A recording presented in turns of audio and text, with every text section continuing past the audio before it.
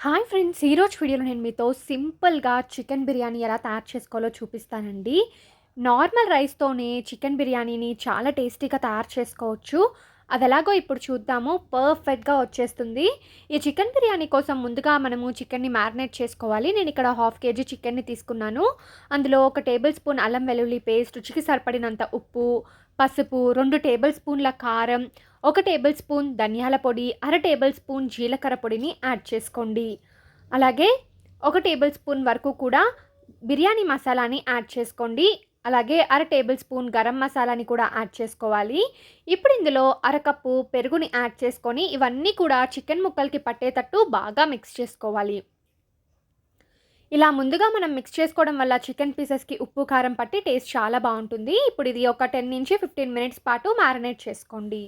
ఇప్పుడు stove on చేసుకొని pan పెట్టుకోండి. అందులో 1 టేబుల్ స్పూన్ నెయ్యిని యాడ్ చేసుకోండి. అలాగే 3 టేబుల్ స్పూన్ల నూనెని వేసుకోండి.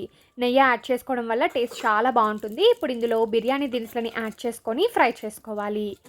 ఇలా ఫ్రై చేసుకున్న తర్వాత ఇందులో పచ్చిమిరపకాయ ముక్కలు, అలాగే పుదీనాని యాడ్ చేసుకోండి. పుదీనాని ఇలా ఆయిల్‌లో యాడ్ చేసుకొని ఫ్రై చేసుకుంటే చాలా టేస్టీగా ఉంటుంది. ఇక్కడ నేను కొత్తిమీరని కూడా యాడ్ చేసుకొని ఫ్రై చేసుకుంటున్నాను. ఇప్పుడు వీటన్నిటిని కూడా బాగా ఫ్రై చేసుకోవాలండి. సో చూస్తున్నారు కదా, ఇలా ఫ్రై చేసుకున్న తర్వాత మనము ముందుగా మ్యారినేట్ చేసి పెట్టుకున్న చికెన్ని యాడ్ చేసుకోండి. చికెన్ ముక్కల్ని యాడ్ చేసుకొని ఈ ఆయిల్‌లోనే బాగా ఫ్రై చేసుకోవాలి.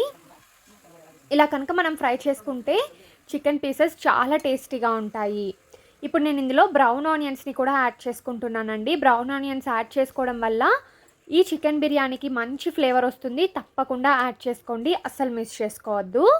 ఇలా దీన్ని ఒక 2 మినిట్స్ పాటు ఫ్రై చేసుకున్న తర్వాత మూత పెట్టేసి 5-6 నిమిషాల పాటు ఉడికించుకోవాలి. 5-6 నిమిషాల తర్వాత మూత తెరిచి చూద్దామండి. చూస్తున్నారు కదా, చికెన్‌లో నుంచి వాటర్ అయితే బయటికొస్తున్నాయి. ఇప్పుడు దీన్ని ఒకసారి బాగా మిక్స్ చేసుకొని వాటర్ అంతా కూడా వెళ్ళిపోయే వరకు కుక్ చేసుకోవాలి. చికెన్‌ని ఒక 70-80% కుక్ చేసుకోండి, సరిపోతుంది. ఇలా కుక్ చేసుకున్న తర్వాత నేనిక్కడ 1 కప్పు రైస్‌కి 2 కప్స్ వాటర్ అయితే తీసుకున్నానండి. మీరు బాస్మతి రైస్‌తో చేసేటట్లయితే 1 కప్‌కి 1½ కప్ వాటర్ తీసుకోండి, సరిపోతుంది. ఇక్కడ నేను 3 కప్స్ రైస్ తీసుకున్నాను. 6 కప్స్ వాటర్ యాడ్ చేసుకున్నాను.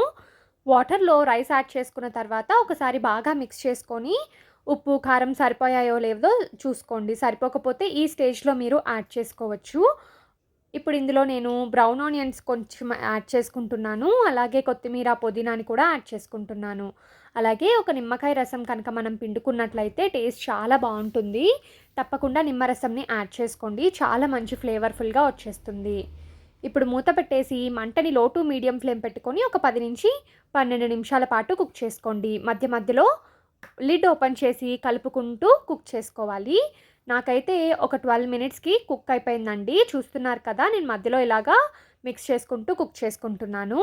స్టవ్ ఆఫ్ చేసిన తర్వాత ఒక 10 నిమిషాల పాటు దీన్ని అలాగే ఉంచేయండి. ఇలా పొడి పొడిగా వస్తుంది. టేస్ట్ అయితే చాలా బావుంటుంది. ఈసారి ఇలా చికెన్ బిర్యానీ తయారు చేసి చూడండి.